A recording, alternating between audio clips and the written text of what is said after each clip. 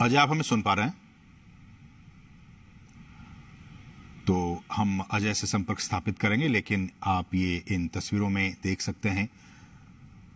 प्रधानमंत्री नरेंद्र मोदी के साथ और भी तमाम लोग मौजूद, और एक लंबे इंतजार के बाद देश में आज से 5G सेवाओं की शुरुआत होने वाली है। प्रधानमंत्री नरेंद्र मोदी कार्यक्रम स्थल पर पहुंच चुके हैं। दिल्ली के प्रगति मैदान में इस बहुत ही खास कार्यक्रम का आयोजन किया गया है, जहां से अब से कुछ ही देर के बाद प्रधानमंत्री 5G सेवाओं की शुरुआत करने वाले हैं। 1 अक्टूबर से, यानी कि आज से लेकर 4 दिनों तक 4 दिवसीय इंडिया मोबाइल कांग्रेस कार्यक्रम की शुरुआत नई दिल्ली के प्रगति मैदान में आप इन तस्वीरों में देख रहे हैं। इसकी शुरुआत हो रही है और सबकी नजरें आज 5G सर्विस पर होंगी, क्योंकि बीते दिनों आईटी मंत्री अश्विनी वैष्णव ने यह कहा था कि देश में 5G को धीरे धीरे अलग अलग फेज में लॉन्च किया जाएगा। पहले फेज के लिए कुछ शहरों का चयन किया गया है, जहां सबसे पहले 5G सर्विस लॉन्च होगा। और प्रधानमंत्री इस वक्त जो टेलीकॉम ऑपरेटर्स हैं उनके साथ बातचीत करते हुए उनसे वो जानने की कोशिश कर रहे हैं कि किस तरह से उन ऑपरेटर्स के जरिए 5G सर्विस की शुरुआत होगी।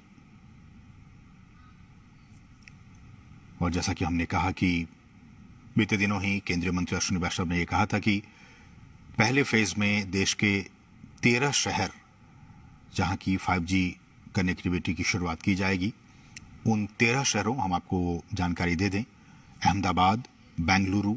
चंडीगढ़, चेन्नई, दिल्ली, गांधीनगर, गुरुग्राम, हैदराबाद, जामनगर, कोलकाता, लखनऊ, मुंबई और पुणे में इस सर्विस की शुरुआत की जाएगी। आप इन तस्वीरों में जियो की सर्विस को देख सकते हैं और तमाम जो बारीकियां हैं उनको जियो के अधिकारी प्रधानमंत्री नरेंद्र मोदी को समझाते हुए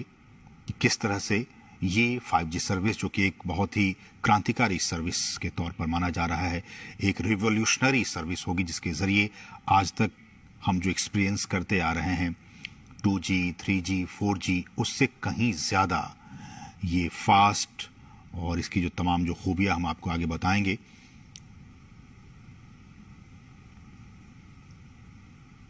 और केंद्रीय मंत्री की तरफ से, अश्विनी वैष्णव की तरफ से यह भी कहा गया कि अगले 2 से 3 वर्षों में 5G सर्विस देश के हर हिस्से में पहुंच जाएगा। और उन्होंने यह भी कहा कि हम ये भी सुनिश्चित करेंगे कि इसकी कीमत जो है वो कम रहे।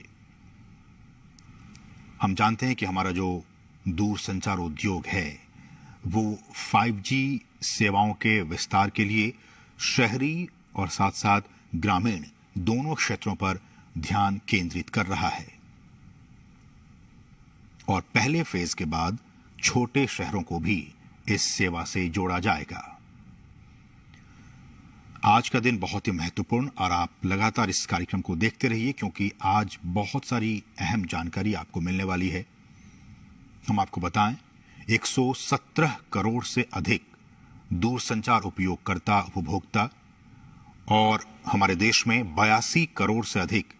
इंटरनेट के जो कंज्यूमर हैं, जो ग्राहक हैं, उनके साथ भारत डिजिटल उपभोक्ताओं के लिए सबसे अधिक तीव्र गति से वृद्धि करते हुए वैश्विक बाजारों में से एक है। यहां पे हमने जैसे बताया आपको 117 करोड़ से अधिक दूरसंचार उपयोगकर्ता हैं और 82 करोड़ से अधिक इंटरनेट ग्राहकों के साथ वैश्विक बाजार में सबसे तीव्र गति से आगे बढ़ने वाला, वृद्धि करने वाला भारत एक है। और एक संस्था है मैकिन्से, उन्होंने 2019 में एक अध्ययन किया था और उसके मुताबिक भारत दूसरी सबसे अधिक तीव्र गति से डिजिटलीकरण करने वाली इकोनॉमी है, अर्थव्यवस्था है। आज इंडिया मोबाइल कांग्रेस की भी शुरुआत हो चुकी है और इसी कार्यक्रम में प्रधानमंत्री 5G सर्विस की भी शुरुआत करने वाले हैं। 5G 5वीं पीढ़ी का एक मोबाइल नेटवर्क है और जैसा कि हम सभी जानते हैं कि देश में 1G, फिर 2G, फिर 3G और 4G नेटवर्क के बाद एक नया वैश्विक वायरलेस एक मानक है 5G। समझना कि कैसे 5G का इस्तेमाल हमारे आम जनजीवन के आम जीवन में कैसे इसका इस्तेमाल किया जाए। इस वक्त एयरटेल के 5G टेक्नोलॉजी की तरफ बढ़ते हुए प्रधानमंत्री और एग्रीकल्चर को लेकर के जो एयरटेल ने अपने सॉल्यूशंस पेश किए हैं, जहां पर जो मॉनिटरिंग है, इस वक्त आप देखें एग्रीकल्चर का सेक्शन जहां पर क्रॉप मॉनिटरिंग की जा सकती है, सॉइल हेल्थ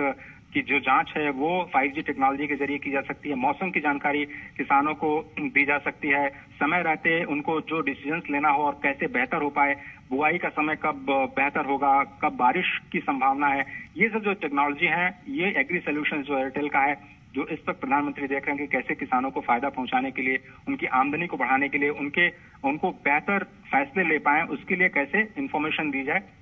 कम्युनिकेशन का इस्तेमाल करते हुए। तो ये एग्रीकल्चर सॉल्यूशंस जो हैं वो इस वक्त आपकी स्क्रीन पर दिखाई दे रहे हैं, जो प्रधानमंत्री इसका अवलोकन कर रहे हैं। बिल्कुल, और बहुत ही महत्वपूर्ण तस्वीरें ये, और बता भी रहे हैं हमारे सहयोगी अजय किस तरह से 5G सर्विसेज का एग्रीकल्चर में आप कहीं से भी दुनिया के किसी भी कोने से किसी दूसरी जगह पे आप 5G टेक्नोलॉजी का इस्तेमाल करते हुए आप ये गाड़ी चला सकते हैं, और आप प्रधानमंत्री स्वयं इसको टेस्ट करते हुए। तो यहाँ पर आपको केवल एक गाड़ी का एक सिस्टम दिखाई दे रहा है, जो प्रधानमंत्री खुद ये एक्सीलेटर प्रेस करते हुए उस गाड़ी को चलाने की कोशिश कर रहे हैं, और ये स्वीडन में जो हेडक्वार्टर है क्वालकॉम का, वहां पर ये पूरा ऑपरेट हो रहा है, और उस गाड़ी को आप कहीं भी मूव कर सकते हैं अपनी इच्छा अनुसार। तो ये जो गाड़ी देखिए, व्हील आपको स्क्रीन पे दिखाई दे रहा है, और स्टीयरिंग, इस वक्त प्रधानमंत्री स्टीयरिंग पे बैठे हुए हैं, तो ये बिल्कुल रिमोटली कंट्रोल्ड। और आप अब देखिए, ये पीछे जाने की कोशिश हो रही है, गाड़ी को पीछे कर रहे हैं प्रधानमंत्री, और इसके बाद कैसे इसको रिमोटली ऑपरेट करके आप बचाते हुए, जैसे जिस तरफ भी आप ले जाना चाहें गाड़ी को, आप आराम से रिमोटली ले जा सकते हैं। और ये एक टेक्नोलॉजी का डेमोन्स्ट्रेशन किया जा रहा है कि कैसे आप इतनी दूर बैठे स्वीडन के हेडक्वार्टर में आप इस गाड़ी को आराम से यहाँ से चला सकते हैं। और इसका यूजर केस जो मैं आपको बता रहा था कि हैजार्डियस प्लेस पे, जहां पर मान लीजिए टेररिस्ट एक्टिविटीज हैं, जहां पर पुलिस को इस्तेमाल करना है, जहां पर किसी पुलिसमैन की जान खतरे में न डाली जाए, वहां पर ऐसे जो रिमोट ऑपरेटेड व्हीकल्स हैं उनको इस्तेमाल किया जा सकता है टोह लेने के लिए कि वहां पर कोई वाकई खतरा है या नहीं। माइंस जहां पर